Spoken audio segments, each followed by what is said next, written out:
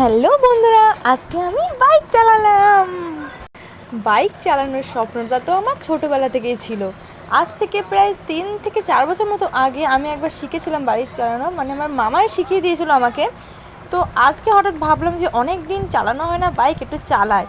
তো অনেক দিন আগে যেহেতু চালিয়েছি সবই ভুলে গেছি কী করে চালাতে হয়। আবার মামার কাছ থেকে নতুন করে জেনে নিলাম কোনটা কী করে কী করতে হয়। তো যাই হোক, অনেকক্ষণ ধরে বোঝানোর পরে আমি ঠিকঠাকভাবে বুঝেছি। ছোটোবেলায় ভাবতাম বাইক চালানোটা খুব একটা ইজি না, কিন্তু এখন সব কিছু জানার পরে দেখলাম কোনটা কী, দেখলাম বাইক চালানোটা খুবই সহজ।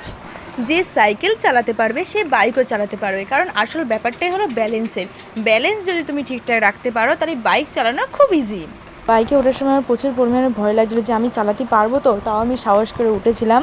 যদি আমি সাহস করে না উঠতাম তাহলে হয়তো আমি বাইক চালানোটা কোনোদিনই শিখতে পারতাম না। এই সাহস হলো এমন একটা জিনিস যা আমাদের ভয়কে জয়ে পরিণত করে দেয়। তো শেষে আমি একটাই কথা বলবো, কোনো কিছু নিয়ে ভয় না করে সাহসের সঙ্গে এগিয়ে যাও। Bye bye.